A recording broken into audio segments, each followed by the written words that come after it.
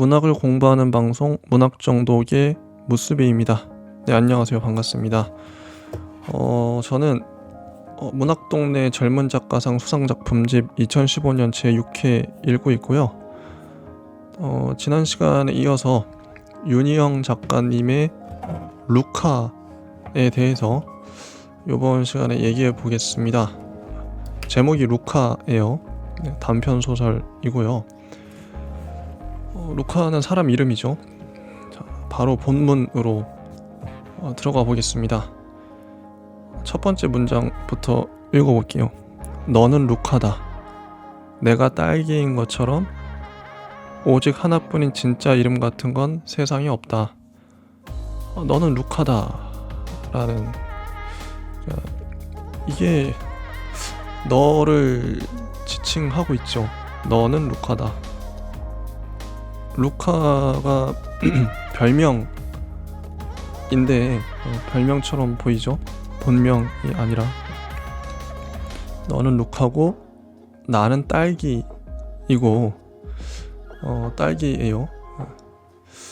루카와 딸기, 뭔가 좀 어울리지 않는. 루카는 외국 이름이고요. 딸기는 딸기는 좀, 루카는 뭔가 좀 진지해 보이는데 딸기는 가벼워 보이는 이름이죠.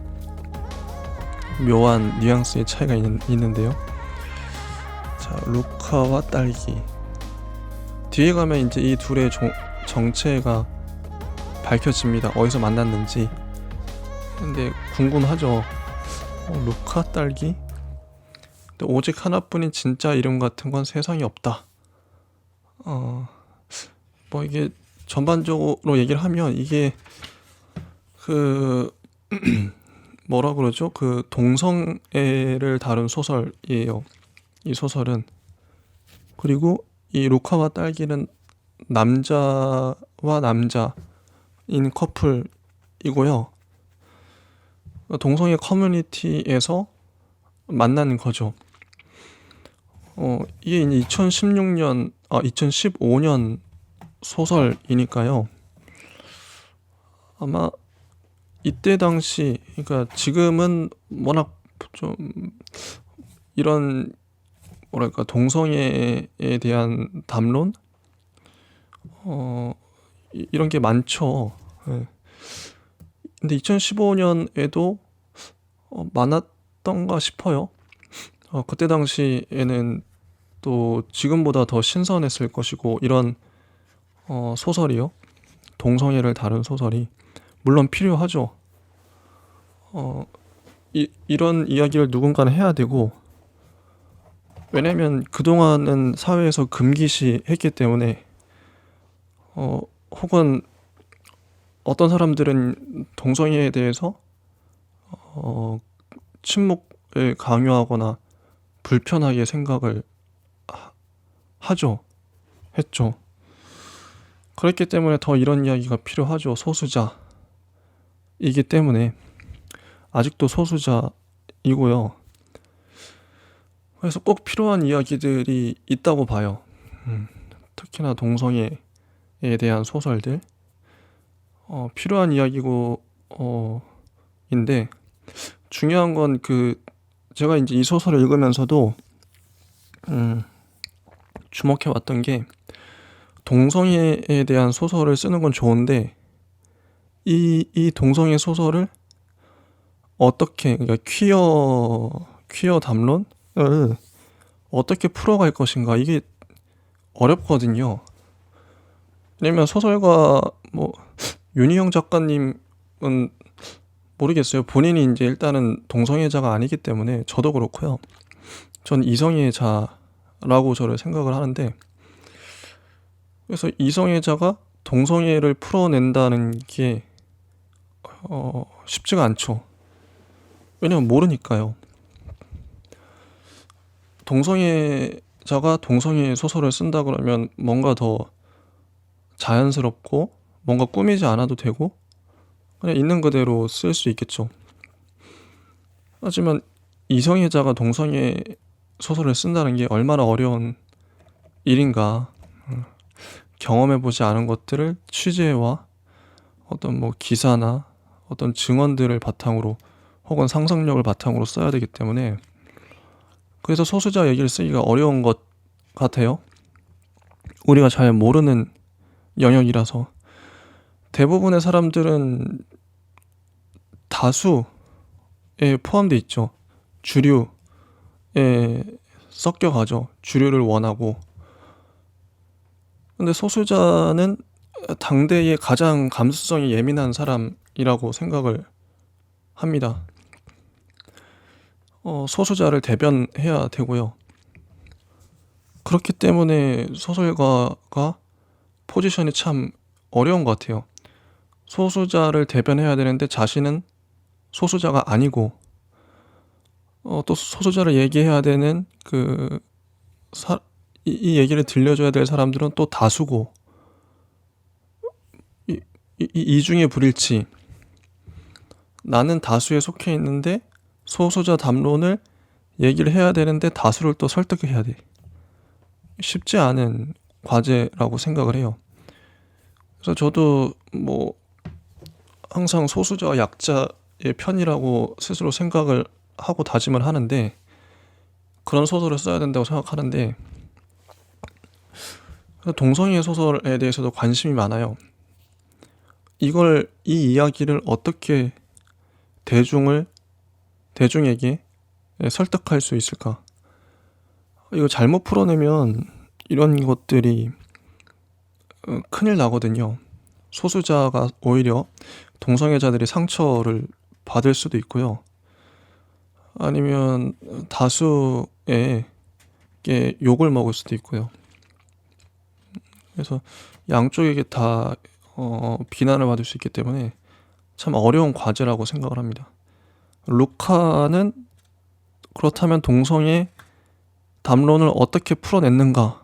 이게 이 소설의 관건이겠죠. 잘 풀어냈으면 대박인 거고요. 어떤 해답을 찾아낸 거니까요. 저는 좋게 봤습니다. 이렇게도 풀어낼 수 있구나. 한번 볼게요. 너는 루카다. 내가 딸기인 것처럼. 근데 끝까지 루카와 딸기가 왜 딸기인지, 루카가 왜 루카인지는 안 나옵니다. 루카는 자기의 별명을 자기가 지었겠죠? 근데 그 별명의 이유에 대해서 왜 그렇게 졌는지에 대해서는 안 나와요. 이게 또 이 소설의 포인트 중에 하나죠. 끝까지 안 밝힌다는 거. 루카가 왜 루카인지 몰라요. 딸기가 왜 딸기인지 몰라요. 모른다. 동성애자가 왜 동성애인지는 우리는 몰라요. 이 인식 불가능성 참 중요하다고 봅니다. 일부러 이렇게 공백으로 남겨놓은 것이죠. 작가가 굳이 밝히지 않은 것이죠. 그래서 더 깊어지는 것이라고 생각해요. 넌 루카다. 내가 딸기인 것처럼. 오직 하나뿐인 진짜 이름 같은 건 세상에 없다. 요 문장이 중요하겠죠. 오직 하나뿐인 진짜 이름 같은 건 세상에 없다. 오직 하나뿐인 진짜 이름. 그러니까 사회, 우리 아버지나 우리 할아버지가 지어준 이름 그런 거 없고, 그러니까 그런 이름이 없다. 하나뿐인 진짜 이름 같은 가부장제가 나를 호명하는 그런 이름 같은 건 없다. 나는 여럿으로 불릴 수 있다는 거죠. 나는 딸기가 될 수도 있고 혹은 수박이나 참외가 될 수도 있고 내가 나를 규정하기 나름인 것이죠. 그래서 이런 문장이 사소해 보일지라도 상당히 중요한 다층적인 의미를 갖고 있다고 생각을 합니다. 특히 동성애 담론에서 말이죠. 이런 소설은 어떻게 쓰여져야 되는가? 간단한 것 같아요. 동성애 소설을 쓸 때는 동성애자가 봤을 때, 그 본인들이 봤을 때 불편하지 않으면 되는 거죠. 편안하게 느껴진다면 위로를 받고 있는 혹은 공감이 되고 소통이 되고 그러면 동성애 철학에 맞으면 그 소설은 좋은 소설인 이겠죠. 장애인을 만약에 내세운다 그러면 장애인들이 봤을 때 그 소설이 불편하지가 않아. 너무 자연스럽게 잘 읽혀. 그러면 성공한 거겠죠. 동성애자가 이 소설을 봤을 때 어떻게 느낄지 되게 궁금합니다. 너는 루카다. 내가 딸기인 것처럼. 왜 딸기라고 그랬을지도 좀 뭐 상상이 가는데요. 딸기. 딸기는 빨갛잖아요. 빨갛고 뭔가 그냥 느낌으로 받아들이면 될 것 같긴 해요. 너는 루카다. 내가 딸기인 것처럼. 오직 하나뿐인 진짜 이름 같은 건 세상에 없다. 자, 이 첫 번째 이 문장 갖고 한 10분을 내기했는데 진도를 나가보죠. 너의 이름을 처음 들었을 때 나는 당연히 수젠 베가의 노래 루카를 떠올렸다. 유튜브에서 수젠 베가의 노래 루카를 찾아봤는데 진짜 있더라고요. 노래 좋습니다. 한 7, 80년대 노래 같은 느낌이 들어요. 뭔가 서정적인 분위기인데 근데 이게 노래의 내용이 아래에 나옵니다. 한번 계속 읽어볼게요. 혹시 복음서를 지은 사람 이름인가? 누가라고도 루가라고도 루크라고도 한다는 제법 헷갈리는 그 이름 말이다. 일부러 헷갈리게 지었을지도 모르겠어요. 누가, 루가, 루크 다양하게 불릴 수 있고 다 맞으니까요. 너의 아버지는 처음에 당연히 복음서의 지은이를 떠올렸다. 그는 나중에 수젠 베가의 노래에 관해 알게 됐고 그 곡의 가사를 찾아보았다. 나를 만났을 때 그는 물었다. 그거 부모한테 맞는 아이 얘기 아닌가요? 아동학대 얘기 아닌가요? 그건 맞지만 루카가 그 루카인지는 모른다고 나는 대답했다.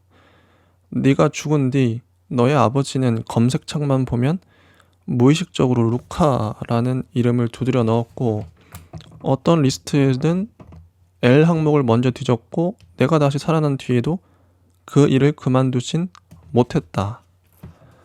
자, 아버지가 목사예요. 나중에 밝혀지는데 이 목사의 아들이 루카인 거죠.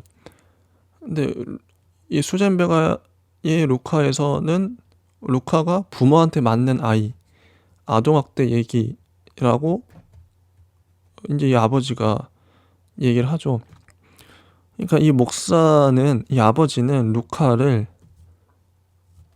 루카한테 이 아버지가 이런 자기를 때리는, 물론 실제 맞았다기보다는 자기가 동성애자이기 때문에 자기를 학대했다는, 아버지한테 이제 감수성적으로 두드려 맞았다는 그런 얘기 같아요.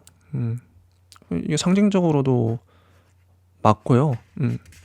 소설은 그래서 상징이 중요한데 잘 지었죠. 이 소설가가 이름을 루카, 이 인물을 루카로 잘 지었죠.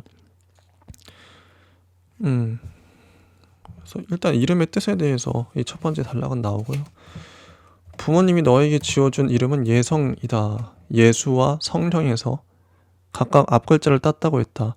너는 3남매의 둘째로 모태신앙으로 태어났고 대학을 졸업할 때까지 교회에 다녔다. 자, 요것만 봐도 원래 루카의 이름이 예수, 성령. 참 부담스러운 이름입니다. 아버지가 목사라서 뭐 이렇게 지었을지 몰라도 예수, 성령, 이 무게감이랄까요? 이게 만만치 않잖아요. 어떤 압박에서 어떤 그 의무감과 그 눈치를 보면서 자랐을지 좀 상상이 가죠.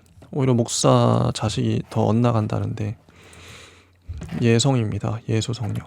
그래서 루카인가. 모태신앙이고요. 이제 루카에 대해서 첫 번째 단락은 얘기를 했고요. 그 다음에 이제 한 칸 띄고 두 번째 단락은 나의 이야기가 나옵니다. 나는 네가 다니던 이 나는 딸기죠.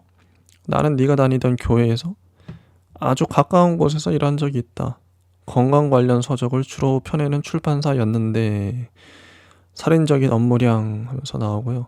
출퇴근 시간을 찍어야 하는 펀치가 있고 오직 여직원들만 당번을 정해 손님 접대와 컵 설거지와 청소를 하고 점심시간이 끝날 무렵이면 부장들조차 그 위 상사들의 눈치를 보며 불이 나게 뛰어 사무실로 돌아와야 하는 회사였다. 참 보수적이죠. 아직도 이런 회사가 있을지 모르겠지만 웹 여기저기에서 성토의 대상이 되곤 했던 그런 회사인데 제대로 그만둔 게 아니라 도망쳤다 그래요. 딸기는. 머리숱이 적고 도수가 높은 안경을 쓴 과장님이 퇴사 이유를 물었을 때 나는 엄마가 편찮으시다고 했다.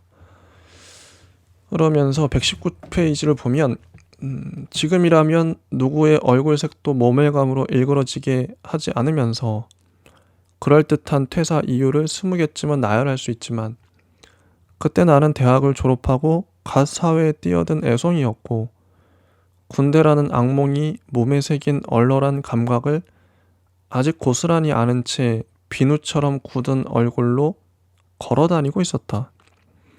생존해야 한다는 본능으로 팔다리를 분명히 허우적거렸으나 불에 태우고 싶은 기억들이 트럭을 채우고도 남을 만큼 많았고 싫은 것을 좋다고 하기는 절대로 싫다는 성난 마음 때문에 눈매가 사나웠으나 남의 기분을 상하게 해서는 안 된다는 생각도 그만큼 강해서 전체적으로 눌리고 주눅든 표정의 덩어리가 되어 간신히 버티고 있는 상태였다. 일하기 싫은 이유를 솔직히 말하면 박봉에도 성실하게 출근하는 다른 사람들이 상처받을 테고 그냥 다니다가 내가 죽겠고 길게 말하자면 그렇지만 짧게 말하자면 나는 그저 겁이 많았다. 겁많은 내가 겨우 붙잡은 게 엄마의 병환이라는 거짓말이었다. 내가 그것을 그만두고 몇 달 뒤에 엄마는 시장에 가려고 집을 나서다 얼음이 깔린 계단에서 미끄러져 빙판길을 굴렀다. 천만다행으로 엉덩이뼈에 가볍게 금이 간 정도였고 회복도 빨랐으나 그때 나는 엄마의 병실에 앉아 세상에 공짜는 없다는 평범한 진리를 깨달았다. 아무도 다치게 하지 않으면서 세상을 살 수는 없다. 언제나 누군가의 뼈는 상한다. 깨닫기는 했으나 나는 모른 척하고 싶었다. 문단이 쭉쭉 읽었습니다. 잘 읽히죠. 전 정말 좋다고 생각해요. 어떤 이때 당시에 보편적인 그런 심리를 잘 표현한 것 같아요. 남자라면 누구나 느낄 법한 퇴사 이유에 대해서도 나오죠. 이거 정말 공감하면서 읽었습니다. 정말 공감이 되고요. 군대라는 악몽이 몸에 새긴 얼얼한 감각을 아직 고스란히 아는 채 비누처럼 굳은 얼굴로 걸어다니고 있었다. 생존해야 한다는 본능으로 팔다리를 분주히 허우적거렸으나 불에 태우고 싶은 기억들이 트럭을 채우고도 남을 만큼 많았고 싫은 것을 좋다고 하기는 절대로 싫다는 성난 마음 때문에 눈매가 사나웠으나 남의 기분을 상하게 해서는 안 된다는 생각도 그만큼 강해서 전체적으로 눌리고 주눅든 표정에 덩어리가 되어 간신히 버티고 있는 상태였다. 이런 사람들이 많을 것 같아요. 이 딸기도 그렇고요. 참 그때 일하기 쉬운 이유를 엄마가 편찮으시다고 둘러댔는데 실제 엄마가 시장 바닥에서 시장에 가려고 하다가 집을 나서다 계단에서 미끄러져서 엉덩이뼈에 금이 갔죠. 실제 엄마가 다쳐버렸던 그 일화를 얘기하고 있는데요.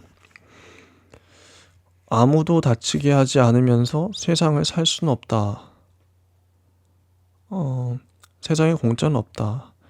언제나 누군가의 뼈는 상한다. 깨닫기는 했으나 나는 모른 척하고 싶었다. 언제나 누군가의 뼈는 상한다. 참 와닿는 문장이고요. 자, 그러니까 성격을 잘 묘사를 했죠. 딸기의 성격. 그다음에 120쪽 루카와 딸기의 대화가 나옵니다. 몇 년만 빠르거나 늦었어도 마주칠 수 있었겠네. 내가 말하자 너는 웃었다. 거기서 나오는 나를 보고도 네가 말을 걸었을까? 중얼거리며 당근 걸었지. 왜? 그때는 머리 모양이 이상했어? 샌들에 흰 양말 신고 다녔어? 코가 2개였어? 아니잖아. 그런데 무슨 상관이야. 나는 되물었고 너는 웃었다. 웃으면서 내 배를 주먹으로 툭 쳤다. 이게 좀 전 헷갈리더라고요. 그러니까 이 문장들이 뭐 띄어쓰기 없이 그냥 쫙 한 번에 이어쓴 대화 씬인데요. 이게 딸기의 대사인지 루카의 대사인지 헷갈리더라고요. 그래서 한 서너 번을 읽었던 것 같아요. 이 대사는 누가 쳤을까? 예를 들면 뭐 중얼거리며 당근 걸었지 한 다음에 왜? 그때는 머리 모양이 이상했어? 뭐 이게 루카가 한 말인지 딸기가 한 말인지 헷갈리더라고요. 그래 뉘앙스도 갑자기 왜 이 얘기가 나오지? 말을 걸었을까 다음에 걸었지 다음에 이상했어. 그래서 좀 제가 이해력이 딸려서 그런지 헷갈리더라고요. 근데 일부러 이렇게 썼을 수도 있을 것 같아요. 누가 말했는지 상관없다. 일부러 헷갈리게 쓴 거죠. 뭐 그게 의도였다면 탁월한 거고요. 어쨌든 자, 우리는 퀴어 커뮤니티의 영화 소모임에서 처음 만났다. 퀴어 커뮤니티의 영화 소모임. 16명쯤 되는 member 중 너는 언제나 유일하게 술을 한 모금도 마시지 않는 사람이었다. 매번 2만원쯤 되는 뒤풀이 회비를 내고도 너는 물 2잔에 안주 몇 젓가락만 집어먹고 말았고, 게시판에 올렸다 지우는 글들로 밀어보면 누구보다 영화를 잘 아는 사람으로 보이는데도 대화에 끼어드는 일 없이 묵묵히 듣기만 하다 돌아가곤 했다. 어느 겨울날 새벽 첫 지하철 안에서 나는 옆자리에 앉은 너에게 물었다. 루카씨, 혹시 건강이 어디 안 좋은 거예요? 그래서 한 방울도 안 마시는 거예요? 어쩐지 그렇게 묻고 싶은 새벽이긴 했다. 3시간 반 동안 장르 4개를 갈아타며 이어진 인도 영화는 결말 부분에 느닷없이 심각한 메시지 때문에 끝나고 나니 허무하기 짝이 없었고, 고정 멤버 2명의 연애가 거의 같은 시점에 깨졌고, 석 달간 번역한 시리즈 외화의 번역료를 못 받게 된 사람이 있었고, 딱히 구실도 사정도 없었으나 금요일 밤을 혼자 보내고 싶지 않아 첫차 시간까지 남아있던 나 같은 사람도 있었다. 아니다. 나는 처음부터 기다렸다. 사람들을 다 보내고 같은 방향의 지하철에 우연히 둘만 남아 너에게 말을 걸 수 있었으면 좋겠다고. 네. 이 루카에 대한 묘사가 참 인상적이죠. 너는 언제나 술을 한 모금도 마시지 않았다. 그러니까 눈에 띄었겠죠. 회비가 2만 원이나 되는데 돈 아깝게 술도 안 마시고 안주 몇 젓가락만 집어먹고, 근데 아는 건 많아 보이는데 묵묵히 듣기만 하다 돌아가고, 그러니까 호기심이 생겼겠죠. 이런 묘사들이 참 좋아요. 그러니까 어떤 소설을 쓸 때 어떤 인물을 묘사할 수밖에 없는데 그 인물의 성격을 어떻게 그러니까 좀 인상적으로 묘사할 것인가 항상 관건이잖아요. 아까 딸기의 묘사도 회사 그만둔 그 스토리도 그렇고, 이 루카의 짧은 이 묘사도 그렇고요. 그리고 여기 회원들의 묘사도 그렇고 참 인상적이죠. 무릎에 놓인 가방을 만지작거리다가 나는 더욱 한심한 질문을 했다. 저기 제일 좋아하는 영화가 뭐예요? 너는 소리를 냈다. 너는 제법 오래 생각했고 나는 몇몇 감독들의 이름을 떠올렸다.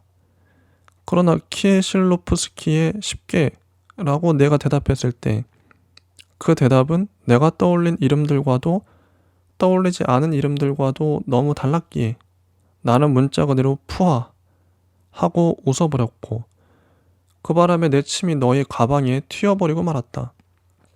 무시할 수 없을 만한 크기의 침방울이 없다.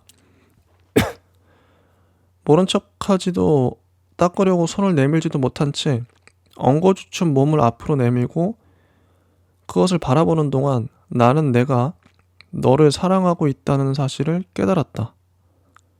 집으로 돌아와 차가운 베개에 머리를 대고 옆으로 누운 채 나는 하고 소리를 내보았다. 음, 음, 몇 번이나 그렇게 계속하는 동안 세상의 다른 모든 음들이 무음으로 변했고 아무것도 모르는 아침이 와서 무슨 일이냐고 물었지만 나는 대답해주지 않고 웃으면서 눈을 감았다. 이게 루카를 사랑하고 있다는 걸 깨달은 장면 문단인데요. 참 좋죠. 이 소설이 읽을 때는 몰랐는데 그냥 소리내서 이렇게 지금 읽어보니까 정말 좋네요. 탁월합니다, 묘사가. 이게 누군가를 사랑하게 되는 시점을 이렇게 표현했어요. 놀랍죠. 제일 좋아하는 영화가 뭐예요? 무난한 질문이었는데 포인트를 잘 잡았죠. 너는 소리를 냈다. 너는 제법 오래 생각했고. 그래서 키에슐로프스키 쉽게 라고 대답했는데 이게 내가 떠올린 이름들과도 떠올리지 않은 이름들과도 너무 달랐어. 그래서 듣자마자 나는 문자 그대로 푸 하고 웃어버렸고 그 바람에 내 침이 너의 가방에 튀었죠. 침이 튀는 상황, 저도 이런 경우가 종종 있는데 그때 내 침이 보이잖아요? 근데 이게 무시할 수 없을 만한 크기의 침방울이라서 이거 닦기도 좀 모른 척하고 닦기도 애매하고 안 그러기도 애매한 그런 상황. 이거 어떡하냐? 얘는 눈치챘을까? 엉거주춤한 상황. 이런 절묘한 상황을 포착했습니다. 소설가는 관찰력이 참 좋은 것 같아요. 그래서 내 침방울을 이제 바라보는 동안 내가 너를 사랑하고 있다는 사실을 깨달았다. 에? 모른 척하지도 닦으려고 손을 내밀지도 못한 채 엉거주춤 몸을 앞으로 내밀고 그것을 바라보는 동안 나는 내가 너를 사랑하고 있다는 사실을 깨달았다. 뭔가 많이 생략된 것들이 있는데 이 감정선이 음에 꽂혔는지 쉽게 꽂혔는지 침방울에 꽂혔는지 모르겠지만 아니면 이때의 분위기랄까요? 아니면 나의 그런 마음을 내가 읽었나? 어쨌든 사랑하고 있다는 사실을 깨달았어요. 이게 뭔가 좀 어렵기도 하고 이 감정이 왜 이렇게 갑자기 들었는지. 근데 증거는 있죠. 근거. 집으로 돌아와 차가운 베개에 머리를 대고 옆으로 누운 채 나는 하고 소리를 내보았다.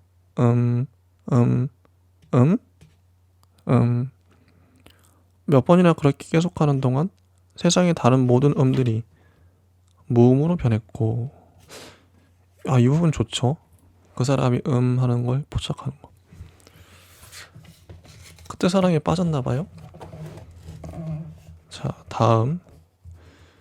너희 아버지를 처음 봤을 때 나는 어느 잘생긴 할리우드 배우를 떠올렸다. 중간에 정치에 뛰어들었어도 주지사 정도는 무리 없이 되었겠으나 코미디 배우로 평생을 살았고 늘 웃음을 주어야 하는 일이 버거웠는지 심각한 영화에 제법 자주 얼굴을 내밀었으나 나이 50이 넘어 결국 슬랩스틱 코미디로 되돌아간 배우. 얼굴은 그리 닮지 않았으나 쉽게 눈을 돌릴 수 없게 하는 전체적인 분위기가 비슷했다.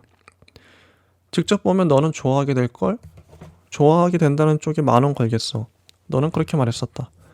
그는 단정해 보이는 회색 정장에 붉은색 넥타이를 메고 있었다.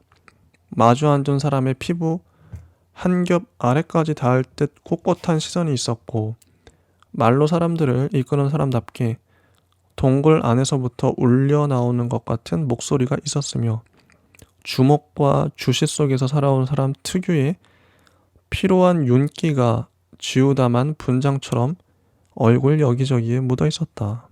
자, 이거는 루카 아버지에 대한 묘사인데요.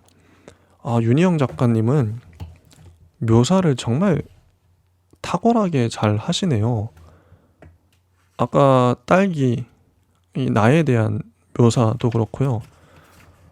딸기가 루카와 사랑에 빠지는 장면이나 아니면 루카의 성격이나 아니면 루카 아버지에 대한 묘사 탁월하죠. 정말 정말 정말 좋은 묘사입니다. 어떤 교과서 같은 느낌이 들어요. 뻔하지 않고 어떤 그 사람 말의 특징을 잘 뽑아내서 머릿속으로 잘 그려지게끔, 그림이 그려지게끔, 어떤 느낌이 전달되게끔 묘사를 하시는데 정말 배우고 싶은 묘사력입니다. 그리고 어떤 이미지적으로 또 묘사를 할 뿐만 아니라 이런 것도 있죠. 이제 그 핵심을 찌르는 말로 사람들을 이끄는 사람답게 동굴 안에서부터 울려 나오는 것 같은 목소리가 있었으며 이런 사람들이 있거든요. 실제로 주먹과 주시 속에서 살아온 사람 특유의 피로한 윤기가 지우다만 분장처럼 얼굴 여기저기에 묻어 있었다. 야, 이거는 뭔가 달관한 어떤 부류의 사람을 정확하게 알고 있는 사람만이 할 수 있는 정리된 멘트인 거죠. 자, 그 다음에 그날 오후에 너를 기억한다. 조조 영화를 보고 왔어요. 너는 조조로 영화를 보고 왔다고 대답했다. 자기 몸에 물이 채워지는 것을 싫어하는 욕조가 주인공이고 그 친구들인 칫솔과 치약과 샴푸 같은 욕실용품들이 나오는 아동용 애니메이션이었는데 자, 요런 거 봤죠? 자, 전날 밤부터 시작된 통화가 새벽 2시까지 이어졌고 이 딸기와 루카의 통화요. 나는 전화기를 든 채 잠들었다가 정오가 다 되어 간신히 눈을 떴는데 너에겐 피곤한 기색이 없었다. 너의 얼굴은 다음과 같은 사실들을 말하고 있었다. 1. 함께 있지 않을 때에도 나는 내 공간에서 몸을 움직여 네가 모르는 나만의 이야기를 만들고 있고 2. 내가 이렇듯 매력적인 사람이라는 걸 네가 알아주었으면 하며 3. 그렇지만 나는 우리가 함께할 이야기, 죽음을 각오하고 폭포 속으로 온몸을 던지는 새들의 절박함과 시리고 날카로운 열정이 아니라 생활이 만들어내는 무해하고 보드라운 거품들과 건강한 웃음이 더 많았으면 해.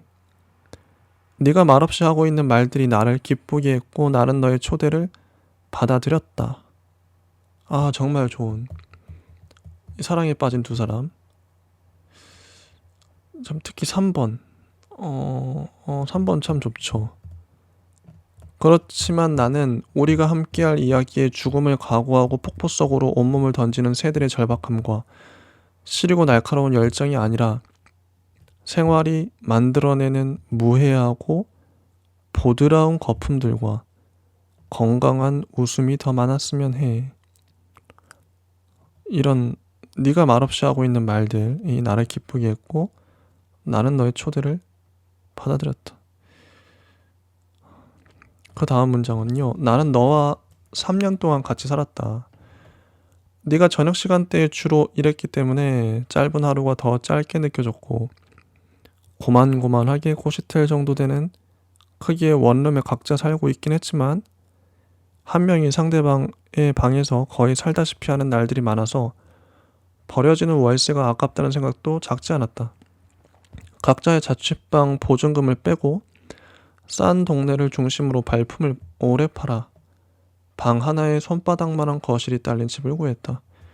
올 수리가 되어 있긴 했으나 지은 지 20년도 넘은 오래된 빌라였고 여름에는 곰팡이가, 겨울에는 결로가 다정한 병처럼 찾아왔다. 정말 묘사가 끝내줍니다. 네. 자, 나는 오랜 백수 생활을 접고 아는 선배가 있던 퀴어 예술축제 기획팀에 취직했다. 그렇게 말을 하고요. 그리고 중간에 이런 게 나와요. 모임 사람들에게 우리의 관계를 밝히고 모두를 초대했는데 루카 너에겐 어땠을까? 축하와 애정 어린 질시와 덕담들로 넘쳤던 두 번째 커밍아웃이 내겐 목욕물처럼 따스했다. 자, 이 목욕물처럼 따스했다는 묘사가 그냥 나온 게 아니고요. 아까 123쪽에 보면 너는 조조로 영화를 보고 왔다고 대답했다. 자기 몸에 물이 채워지는 것을 싫어하는 욕조가 주인공이고, 이 문장이 은근슬쩍 지나갔죠. 이걸 받아서 내겐 목욕물처럼 따스했다. 이게 한참 후에 나왔어요. 두 쪽 후에 나왔죠. 정말 탁월하다고 생각해요. 이게 뒤에서도 이렇게 또 봤더라고요. 묘사가 그냥 아무 묘사나 생각나는 대로 한 게 아니라 그 상황을 받아서 묘사를 해요. 놀랍더라고요. 너에게 첫 번째 커밍아웃이 없었다는 건 나중에 알았다. 청년부에 떠돌던 서문을 듣고 온 너의 누나가 저녁 가족 예배 자리에서 그 사실을 밝혔다. 마음의 준비를 할 여유도 없이 찾아온 아우팅이었으므로 모두가 나름의 크기와 방식으로 상처를 받았다고 너는 담담하게 말했다. 그래서 내가 묻자 너는 슬프고 재미없는 이야기야 하고 말하며 웃었다. 너도 알잖아 어떤 건지. 자, 이게요. 그러니까 퀴어 서사, 동성애 서사는 이런 아우팅, 커밍아웃 이런 얘기가 주로 나올 수밖에 없죠. 나의 정체가, 나의 정체성이 주변 사람들에게 폭로되고, 주변 사람들, 가족, 친구, 직장인, 지인들이 경악하거나 놀라거나 뭐라고 막 얘기하거나 분노하거나 화내거나 그런 서사들. 이게 아직 그러니까 퀴어를 받아들일 수 없는 그런 사람들의 온갖 반응들, 이 주요하게 다뤄줄 수밖에 없는 그렇겠죠. 아직까지 그게 어떻게 보면 퀴어 서사의 뻔한 점, 어떻게 보면 한계일 수도 있고요. 그걸 어떻게 넘어설 수 있을까, 그 지점들. 근데 그걸 안 다룰 순 없고. 엄마는 많이 울었고 아버지는 재떨이를 집어던지며 화를 냈다. 뭔가 좀 뻔한 뉘앙스가 보이죠. 나는 이를 악물고 블로그에 매일같이 자료를 올리며 아버지와 맞섰고 내가 아는 모든 언어를 동원해 논리적으로 설득하려 애썼다. 시간이 흘러 간신히 상처는 봉합되었지만 나는 그때 사귀던 사람과 결국 헤어졌고 성소수자 부모 모임이라는 어려운 자리까지 나와준 엄마에게 마음 깊이 고마웠지만 고백을 하던 날 들은 수많은 말들과 그 뒤로도 오랫동안 들어온 말들은 어디로도 가지 않고 내 몸속에 아직 따끔거리며 남아있다.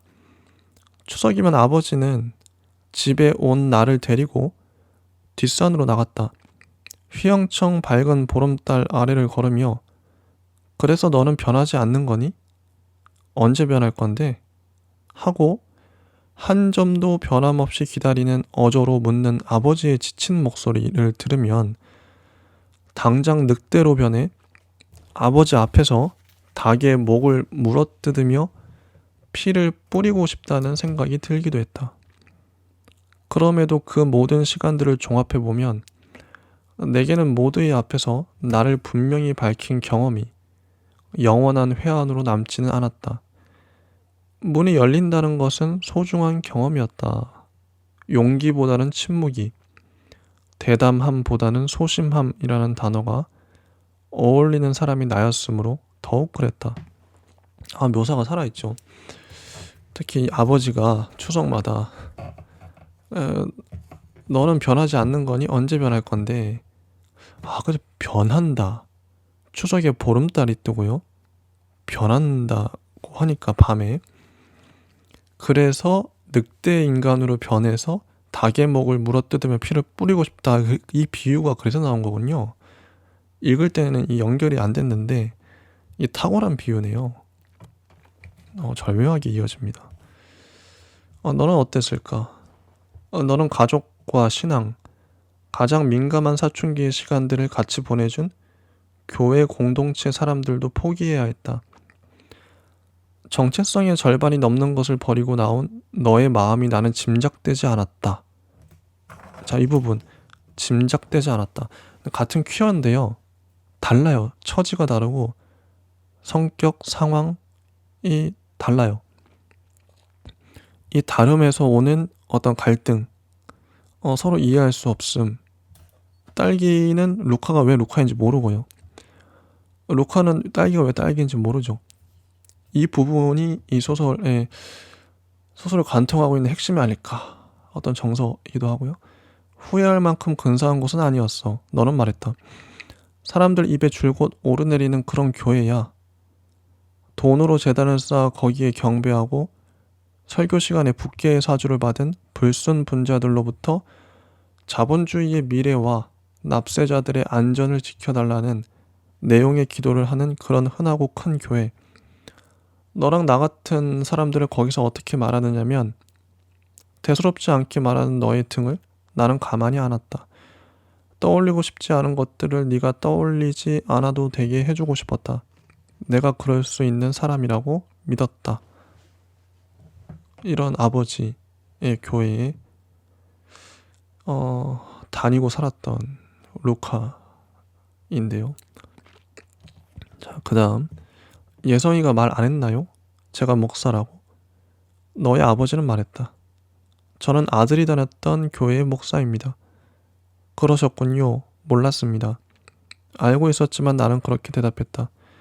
믿음을 갖고 산다는 게 어떤 것인지 혹시 알고 계십니까? 그는 물었다. 믿음을 잃는다는 게 어떤 것인지에 대해서는 조금은 알고 있어요. 나는 대답했다. 절묘하죠. 목사가 할 법한 질문, 믿음을 갖고 산다는 게 어떤 건지 알고 계십니까? 그러니까 이 뻔한 질문에 이 딸기인 나는 이렇게 대답하죠. 믿음을 잃는다는 게 어떤 것인지에 대해서는 조금은 알고 있어요. 통쾌합니다. 그는 나를 놀란 눈으로 쳐다보았다. 이 사람은 내게 무슨 얘기를 하려는 것일까? 나는 생각했다. 이 사람과 비슷한 사람들이 모여 차별 금지 조항 삭제 같은 구체적인 일을 벌일 것인가? 그랬을 것이다. 이런 눈동자와 이런 목소리를 지닌 사람들이 우리 같은 사람들을 힘으로 들어올려 보세요. 똥구멍에서부터 악마 들린 자들입니다. 하고 말하는 것일까? 아마 그럴 것이다.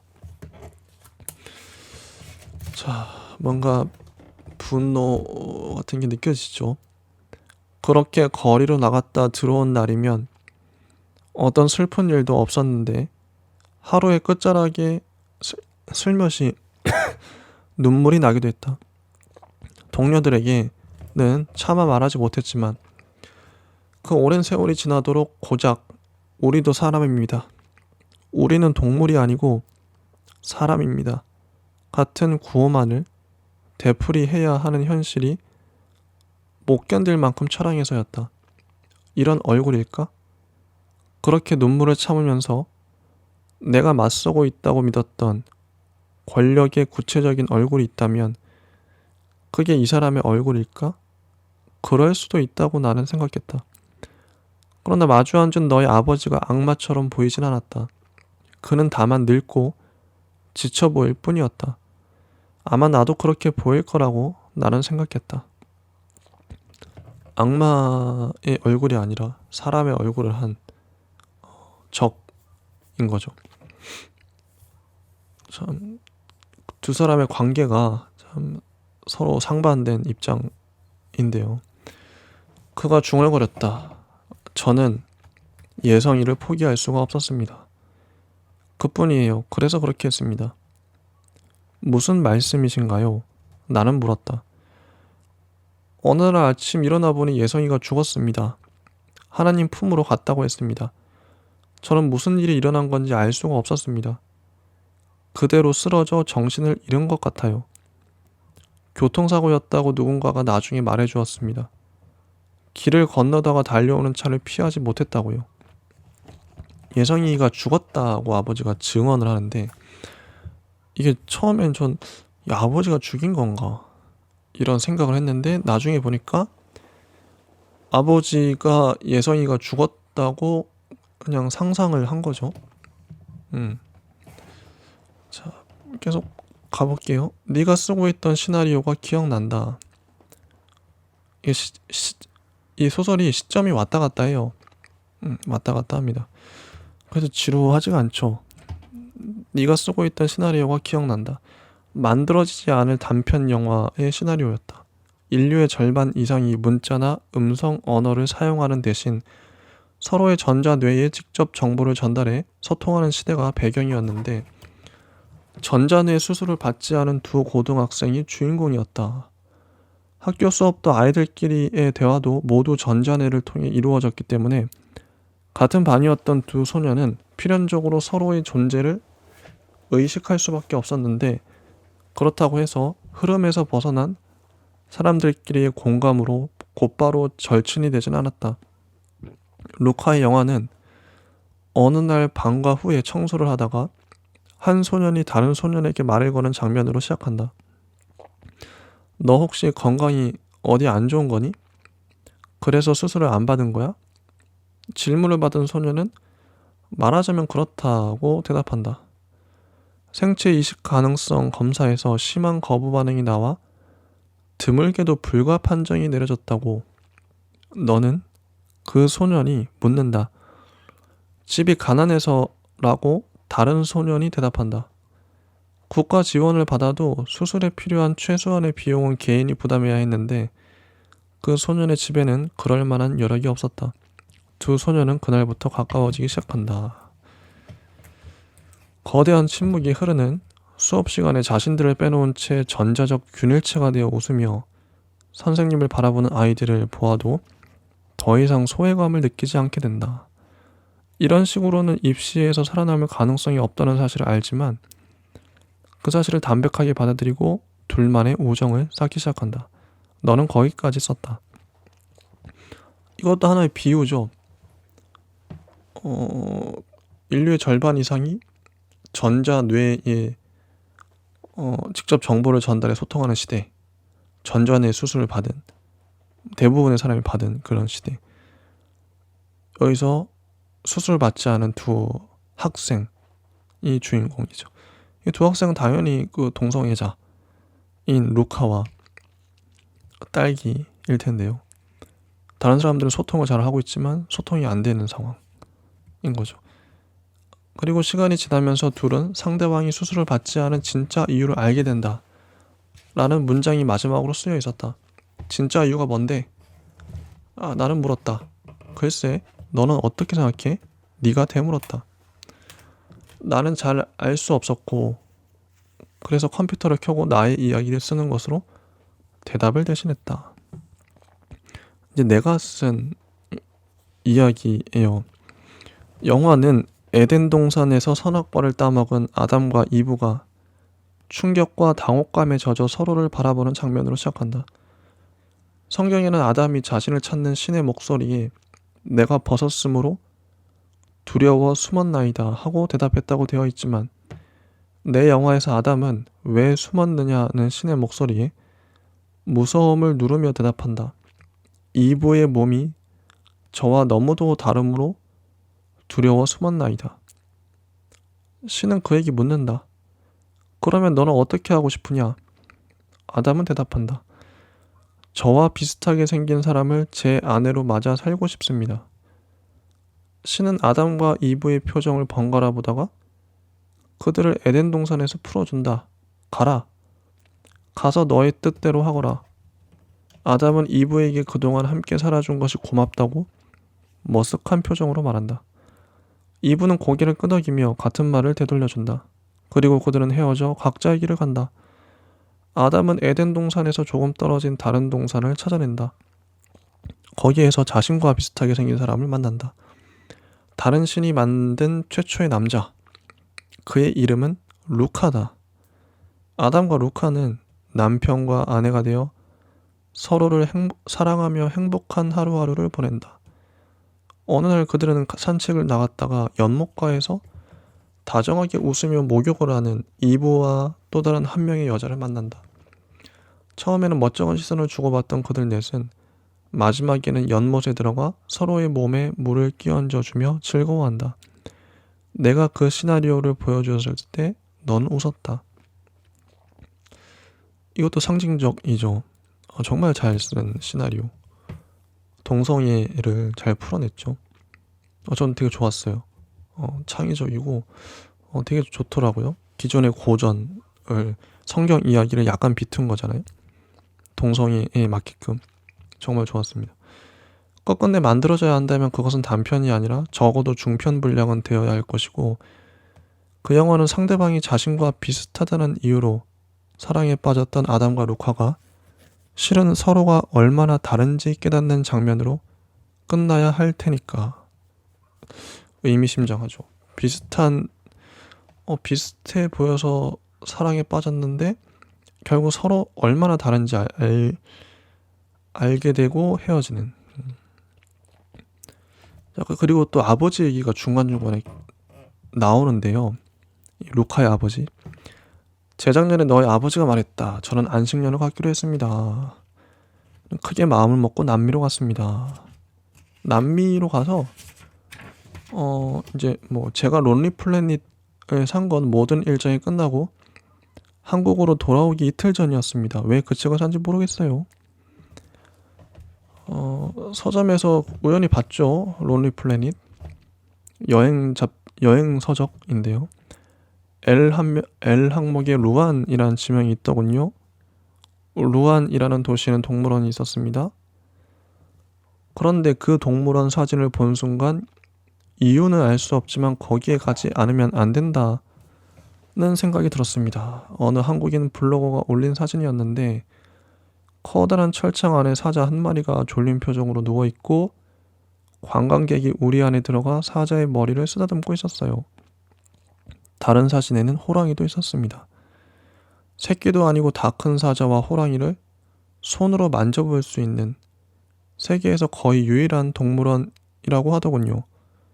물론 인간에게 덤비지 않도록 새끼 때부터 특별한 방식으로 길러내긴 했겠죠. 그런데도 그 사진들이 저는 정말 무서웠습니다. 무서우셨다고요? 나는 물었다. 내 사진을 보는 것만으로 몸이 말 그대로 떨릴 만큼요. 너무나 무서운데 왜 무서운지는 모르겠고, 그래서 거기 가야겠다는 생각이 들었어요. 찾아간 거죠. 이제 루한의 동물원. 이 무섭다. 사자와 호랑이가 무섭다. 그걸 보기 위해서. 이게 하나의 또 상징이죠. 알레고리입니다. 자, 그리고 또 이 아버지 얘기가 계속 나와요. 이제 동물원 찾아가는 얘기 나오고 또 이제 계속 교차해서 나오는데, 함께 사는 동안 너와 나는 별로 싸우지 않았다. 싸워야 할 것 같은 분위기가 흐르면 심각해지기 전에 어느 한쪽이 먼저 미안하다고 말했다. 어느 영화의 대사에 대놓고 반항하는 10대들처럼 우리는 사랑하기 때문에 미안하다는 말을 서로에게 아끼지 않았고 그 점을 걱정해 본 적은 없었다. 그것이 우리의 방식이었으므로, 나는 너에게 정말로 미안할 때가 많았으므로, 나는 깔끔한 성격이 못돼서 거실을 매번 어질러 놓고 치우기 싫어하는 내가 미안했다. 네가 싫어하는 담배를 끊지 못하는 내가 미안했다. 나중에는 집에 생활비를 조금밖에 가져오지 못해서 미안했다. 무엇보다도 네가 될 수 없다는 사실이 나는 미안했다. 꼭 한번 크게 싸운 적이 있었다. 아는 사람의 아기 돌잔치에 간다고 토요일 아침에 집을 나선 네가 밤이 되도록 돌아오지 않았고 연락도 되지 않았던 날이었다. 너는 새벽 1시가 다 되어서야 돌아왔고 내 표정을 보고는 바로 자리에 꿇어 앉아 사과했다. 96번이나 전화를 걸었다고 96번까지 세면서 전화를 걸어본 적이 있느냐고 내가 말하자 너는 전화기 배터리가 다 되어 몰랐다고 정말로 미안하다고 말했다. 어떻게 아는 사람인데 돌잔치가 있었던 건 맞아? 내가 얼마나 걱정했는지 알아? 그날은 이상하게도 어두운 곳에 혼자 버려진 것처럼 서글프고 끔찍한 기분이 들었다. 내가 계속 다그치자 너는 결국 말했다. 동생이야, 동생이 아이. 그러니까 내 조카. 조카 돌잔치에 다녀왔어. 갑자기 네가 아주 멀고 낯설게 느껴졌다. 동생이랑은 연락을 했었구나. 그래, 네가 대답했다. 가족 중에서 유일하게 자신을 괴물 취급하지 않은 사람이 동생이었다고 너는 말했다. 왜 처음부터 그렇게 말하지 않았느냐고 나는 물었다. 글쎄, 별로 가고 싶지 않은 자리여서 그랬던 모양이지. 가고 싶지 않아서 거기 간다고 너에게 말을 꺼내고 싶지조차 않았어. 나는 이해할 수가 없어서 더욱 화를 냈다. 말하기조차 싫을 만큼 가고 싶지 않다면 왜 간 건데? 너는 고개를 들고 처음으로 정말로 상처받은 표정으로 내 두 눈을 마주 보았다. 너는 그런 적이 없니? 너는 물었다. 가고 싶지 않은 곳에 가본 적이 없어? 이럴 수도 저럴 수도 없을 때가 너에게는 정말로 한 번도 없었니? 별로 많지는 않았던 것 같은데 나는 대답했다. 내 목소리가 차갑다고 느꼈지만 미안하다는 생각은 들지 않았다. 다만 좀 부끄러웠는데 나 자신이 의심으로 정신이 나가 남편의 지갑이며 휴대폰을 뒤지는 아내처럼 속 좁고 유치하게 느껴졌기 때문이었다. 내 입장에서는 정당한 의문을 가졌는데도 나는 무심결에 너의 깊은 상처를 건드리고 만 것이다. 내가 지친 목소리로 중얼거렸다. 모든 일이 그렇게 칼로 베어낸 것처럼 분명할 수 있다고 너는 생각하는구나. 나는 억울했고 이해되지 않았고 그래서 심한 말을 해버렸다. 말하기 싫을 만큼 싫어도 가족은 가족이고 나는 아닌 거구나. 너를 아우팅해버린 사람들하고 같이 있느라고 12시간도 넘게 내 전화를 받지 않은 거야? 촥 하는 소리와 함께 내 고개가 옆으로 휙 돌아갔다. 미안해. 너는 그렇게 중얼거리며 내 뺨을 때린 손을 걷어들여 다른 손과 함께 얼굴을 감싸버렸고 그래서 나는 네가 내내 얼마나 피곤한 표정을 하고 있었는지 볼 수 없었다. 뭔가 아득해지는 사건이네요. 둘의 차이가 느껴지기도 하고 이런 일이 있었군요. 이런 사건이요. 그래 아버지는 동물원 찾아서 갑니다. 덩그러니 버스 정류장에 내려가지고 혼자 걸어요. 아무리 걸어도 다음 정류장에 보이지 않고 걸어요. 이런 이야기가 중간에 껴있고 또 다시 또 돌아와요. 어느 날 나는 책상 앞에 앉아 음악을 들으며 영화 공유 사이트에서 영국 드라마를 다운받고 있었다. 한 소년의 의문사에 얽힌 비밀을 풀기 위해 폐쇄적인 분위기의 마을에 잠입한 형사의 이야기였는데 스토리만 봐서는 내가 좋아하는 종류의 이야기는 아니었다.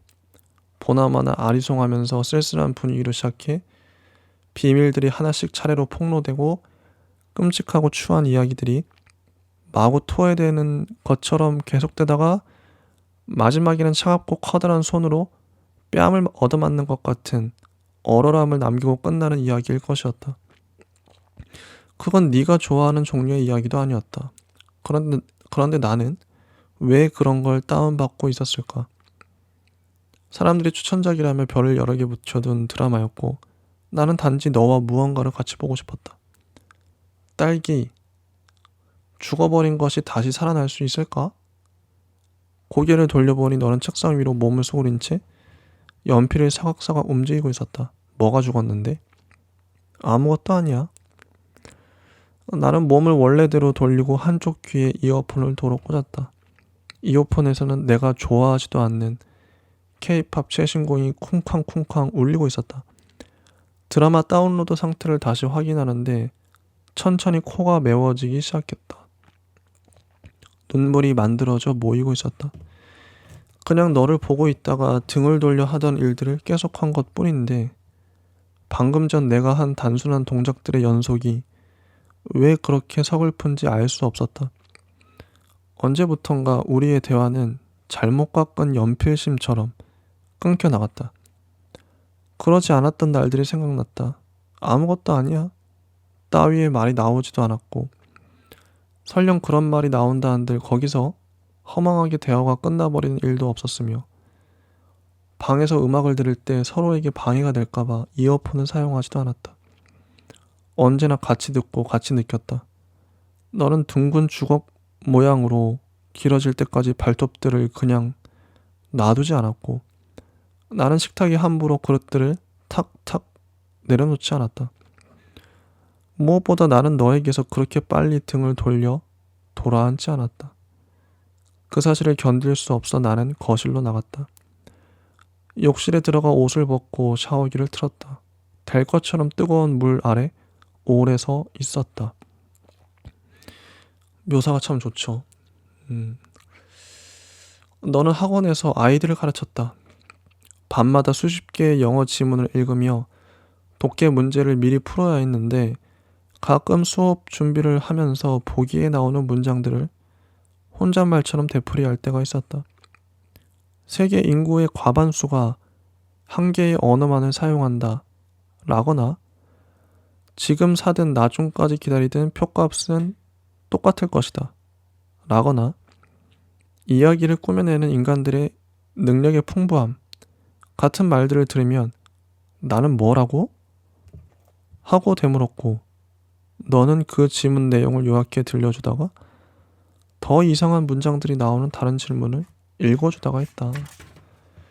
어느 순간부터 그 지문들을 읽는 것이 책을 좋아하던 루카 너의 유일한 독서가 되었다. 예술축제가 끝나고 내 수입이 없어져 네가 수업을 늘려야 하게 되면서부터 너의 자유시간은 반으로 줄었고 우리가 함께 보내는 시간은 더 많이 줄어들었다.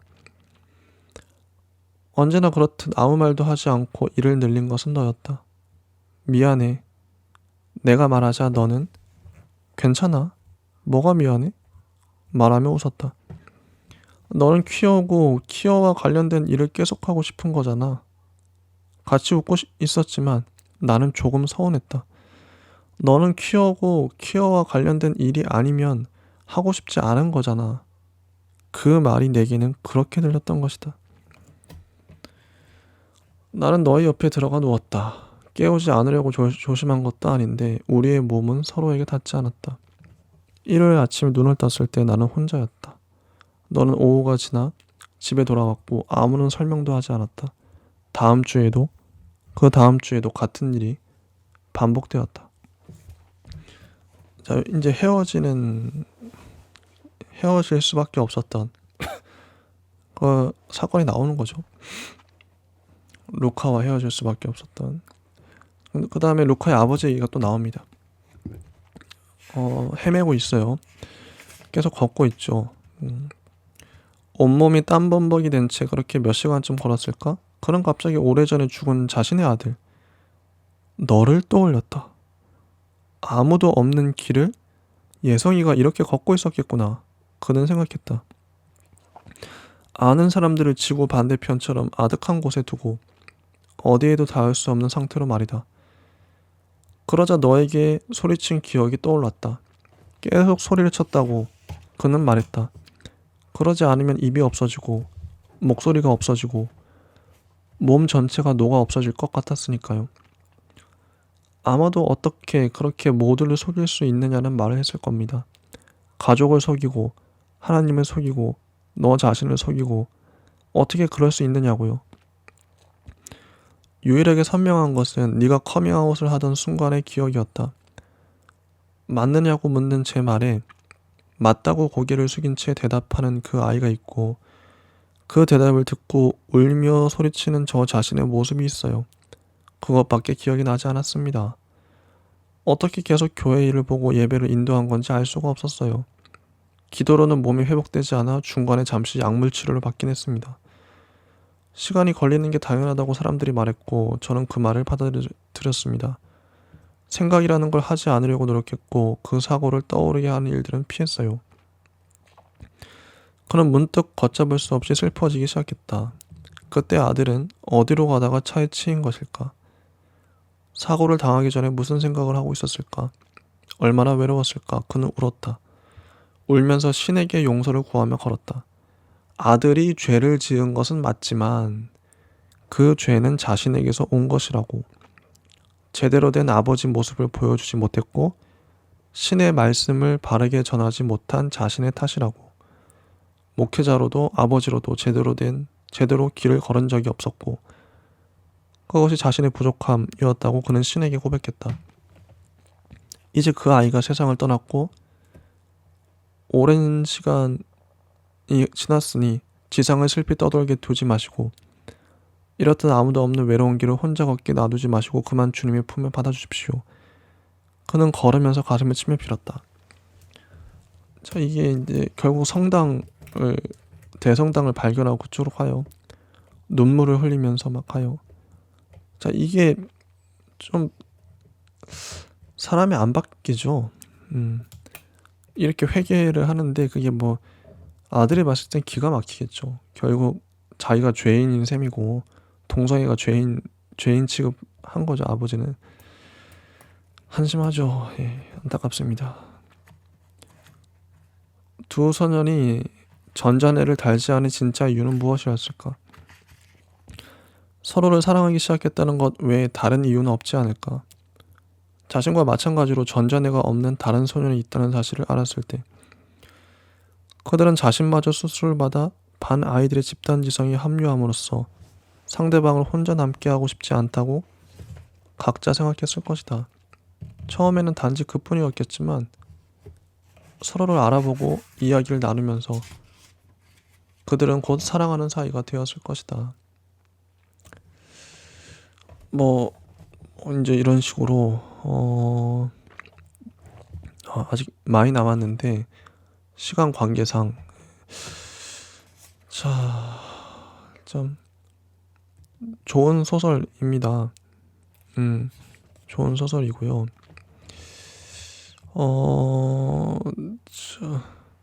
또 이런 문장이 한번 읽어볼게요. 146조에 보면 그러나 그때는 우리가 길을 잃은 뒤 이미 모든 것이 너무 늦어버린 뒤였다. 우리는 너무 많이 오해했고 오해를 풀 기회를 너무 많이 놓쳤다.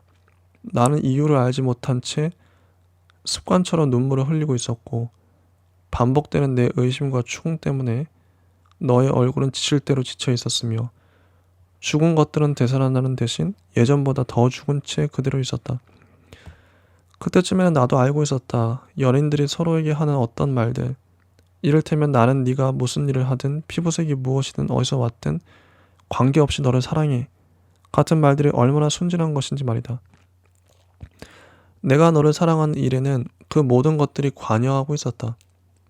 나와는 달리 네가 신의 말씀을 들으며 자랐고 주일학교에서 아이들을 가르치며 대학 생활을 했다는 사실이 관계되어 있었고 네가 너의 신에 대해 갖고 있던 불편하지만 온전히 떠날 수는 없다는 태도가 관계되어 있었다. 네가 가진 형제들과 내게는 없는 형제들이 관계되어 있었다. 너희 교회 사람들이 우리와 같은 사람들에 대해 했던 말들이 관계되어 있었고 내 동료들이 너의 교회 같은 교회들에 관해 이야기할 때 하는 말들이 관계되어 있었다. 내가 나의 정체성을 지키며 살기 위해 너의 경제적 도움을 얻지 않으면 안 된다는 사실이 관계되어 있었고 그 사실에 대해 내가 품는 감정이 관계되어 있었다. 네가 나를 위해 포기한 것들이 나를 건드리는 방식이 관계되어 있었고 그런 나를 보는 너의 표정이 무엇보다 어떤 이야기를 하다가 우리 두 사람이 동시에 도달하는 침묵의 농도와 빛깔 어떻게 해도 건너갈 수 없던 그 여울의 세찬 물살이 관계되어 있었다. 이 모든 것들이 너와 나의 마음에 빼낼 수 없는 철심처럼 박혀 우리를 하나로 연결하고 있었다. 깊은 통찰이죠. 깊은 통찰입니다. 그리고 아버지는 결국 뭐 동물원에 가려고 했는데 성당을 가고 막 이런 얘기가 나와요. 뭐 우리 안에 들어가 살아있는 사자와 호랑이를 손으로 만지면 그 정도로 무서운 경험을 하면 다른 무서움이 사라질 거라고 그런 생각한 것이다. 이제 아버지는 아들을 받아들일 수 없었기 때문에, 자기 신앙을 지키면서 아들을 받아들일 수 없었기 때문에 그런 거죠. 참. 그리고 이제 거의 마지막 단락인데요. 루카, 나는 너에게 네가 왜 루카인지 묻지 않았다.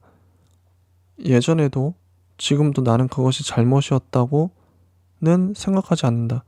너 역시 내가 왜 딸기인지는 묻지 않았으니까. 나는 이제 너와 함께가 아니고 여전히 어떤 것들에 대해서는 묻지 않은 채 살아간다. 어떤 일들은 그저 어쩔 수 없고 어떤 일들은 노력해도 나아지지 않으며 함께 살아야 한다고 말하지만 우리는 어떤 사람들과는 함께 살 수 없다. 그저 그럴 수 없다. 삶이라는 이름의 그 완고한 종교가 주는 믿음 외에 내가 다른 무언가를 믿는다고 말할 수 있을까? 나는 내 믿음을 지켰고 너를 잃었다. 그 사실이 가끔 나를 찌르지만 나는 대체로 평안하다. 그런데 루카, 너는 어떠니? 너는 그곳에서 평안하니? 루카 였고 예성이었던 너는. 이렇게 끝납니다. 참 이 아버지를 보면서도 그렇고 루카와 딸기의 관계도 참 마음이 먹먹해지고 복잡해지는 그러네요. 평범한 사랑 이야기를 써보고 싶었대요, 윤혜영 작가님은. 참 마지막 문단도 참 와닿죠. 나는 이제 너와 함께가 아니고 여전히 어떤 것들에 대해서는 묻지 않은 채 살아간다. 어떤 일들은 그저 어쩔 수 없고 어떤 일들은 노력해도 나아지지 않으며 함께 살아야 한다고 말하지만 우리는 어떤 사람들과는 함께 살 수 없다. 그저 그럴 수 없다. 삶이라는 이름의 그 완고한 종교가 주는 믿음 외에 내가 다른 무언가를 믿는다고 말할 수 있을까? 참. 어떤 보면 비관주의인데요. 현실주의 같기도 하고요. 씁쓸합니다. 네. 두 연인이 헤어지고 아버지, 이 보수적인 아버지로부터 상처를 받고 변하지 않는 아버지. 먹먹한 소설이네요. 여기까지 하고요. 다음 시간에 또 찾아뵙도록 하겠습니다. 감사합니다.